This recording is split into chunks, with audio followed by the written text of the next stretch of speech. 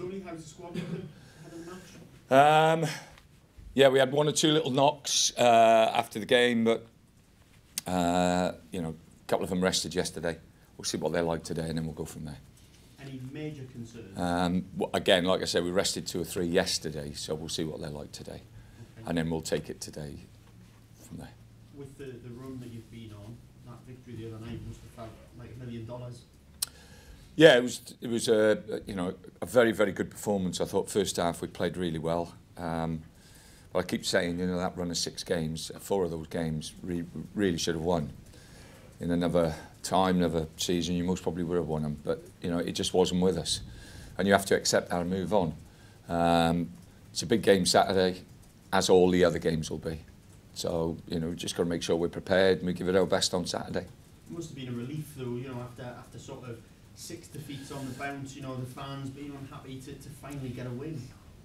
It's a relief in respect of the result. You know, I've not been as despondent and disappointed as some people have been, because we have played well, and I don't think you know, people take into consideration the fact that we played well and created a lot of chances. And you know, it was a run of games where things just didn't run for us in lots of respects. Refereeing decisions, you know, having poor luck in front of goal, and everything that could go wrong going wrong, really. You said last time out that, you know, you looked at this stage last season and the likes of Patrick Bamford got on a bit of a scoring run and you needed someone to do that. Is that going to be Ashley Fletcher, do you think? you got 2 the other night. I wish I could look into the future. I'm more concerned, as I've said all along since I joined the football club, with obviously the goal scoring, the final third for us as a football club. And it's not just the forwards, it's midfield players, it's the, you know, the 2 centre halves. Everybody's got to contribute, and you know, that's been our Achilles heel this year, without a question of a doubt. And again, if we weren't creating the opportunities, if we weren't creating the chances, if they weren't there in front of us, I think you really would be questioning yourself and questioning the team. But the team has created chances. It has created opportunities for individuals, and those individuals, for whatever reason, just haven't taken the opportunity. So I don't care if it's Ashley or whoever. You know, the most important thing is that we keep creating opportunities and chances, and we've got to be a little bit more, you know, determined and clinical in that final third. Having said all that, though, getting 2 the other night wouldn't have done his confidence anyhow. Who, Fletch? Yeah. Oh, no. He's done well since he's come in. He's been smashing. I've been very, very pleased with Ashley. He's a good kid. There's still lots of things that Ash has got to do for his game. And, you know, he's hopefully this run of games and the next 5 games will give him the belief as much as anything else, you know, that he can stake a permanent claim to a place at this football club. It must be nice as well as a manager, knowing though that you've got someone who, you know, off the back of getting 2 the other night, probably chomping at the bit to get back on the pitch this weekend and do it again. I hope they're all chomping at the bit. I hope it's not just Fletch. I just hope it's all the lads. You know, we've got a massive challenge ahead, and you know, it's the old cliche. You know, the next one is the most important one, and we've got to make sure that we prepare properly for the game Saturday. Looking at the table, I suppose the next one really is the most important one, because you can potentially close the gap on those above, but it doesn't bear thinking about if you were to lose to Hull, they go above you. Well, it didn't bear thinking if we'd have lost at Bolton. You know, that's going to be the situation. That's the situation we're in.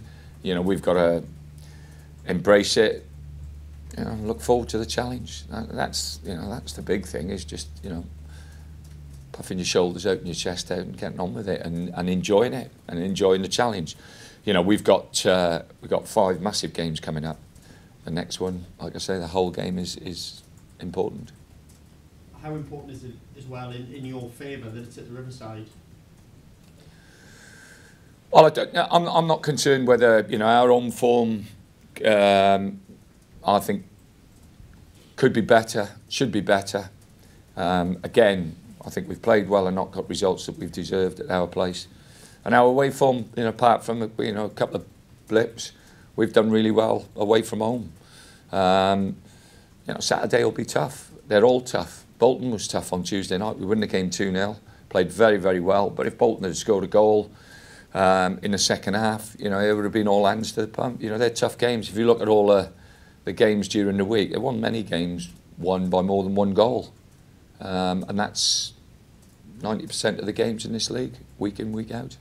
And going back to the Riverside, I think for the first time since obviously sections of the crowd were sort of visibly unhappy with the way things were going, how important is it that people sort of put that to one side and really rally behind the team? Our supporters, you know, they pay their money, they have a right to say and do what they want to do. What we've got to do is concentrate on what we can affect, and that's the, you know, that's the result, that's the performance. And, you know, as soon as the players cross that white line, irrespective of, you know, the surroundings, you know, they've got to be focused on their jobs. You know, whether, you know, supporters are 100% and behind you, and they will be if we put a performance in and win a game of football, or whether, you know, it's not going so well. You've got to mentally be strong enough to perform, and perform to a level that gets you through games, winning them. I suppose it's that thing though, isn't it, that if you get on the front foot, the supporters are probably more likely to sort of, you know, get the atmosphere up as well. What we've got to do is, like I say, is make sure we concentrate on what we've done in most games, and that is play quickly, play well, play through the pitch. And we've just got to be more clinical. It's the bottom line. You know, the other night we played really, really well, but we scored 2 goals. We played as well as that and not scored goals. Is that for you the single biggest reason why you've sort of slipped out of the playoff positions? It's been one of my biggest gripes, I think, since I joined the football club, you know, 13, 14 months ago, is that we've played well enough, we've created enough chances, but we haven't always been as clinical as you would hope. And that's not just been this season, that was last season as well. And just a word on Hull, they've sort of had a bit of a stop-start kind of season. You know, it looked like they were going to go for the playoffs, then it looked like they weren't, but they're back in there with a chance. Yeah, they're dangerous. They've got you know, players up front who can score goals. The 2 wide players. You know, the young lad's got, I think, is it 21 goals this year? It's a fantastic contribution from such a young player.